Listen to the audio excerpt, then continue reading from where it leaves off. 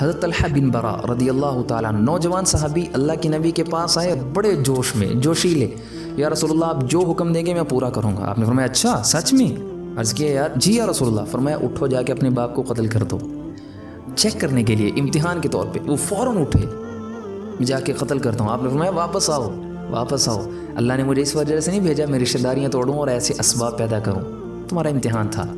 پھر حضرت طلحہ رضی اللہ تعالیٰ عنہ بیمار ہوئے، سردیوں کا موسم تھا، اللہ کے نبی عیادت کے لیے گئے تو گھر والوں کو بعد میں فرمانے لگے مجھے لگ رہا ہے کہ طلحہ کا آخری وقت ہے، جب یہ فوت ہو جائیں مجھے بتانا، میں ان کا جنازہ پڑھوں گا۔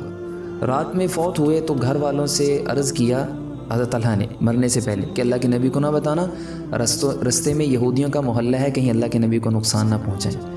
صبح بتایا گیا، اللہ کے نبی صلی اللہ علیہ وسلم ان کی قبر پہ آئے، قبر پہ آ کے اللہ سے دعا مانگی، اے اللہ طلحہ کی آپ سے ملاقات ہو اس حال میں کہ طلحہ آپ کو دیکھ کے مسکرا رہے ہیں اور آپ طلحہ کو دیکھ کے مسکرا رہے ہیں۔ سبحان اللہ، اللہ ہمیں ان صحابہ کی محبت نصیب فرمائے۔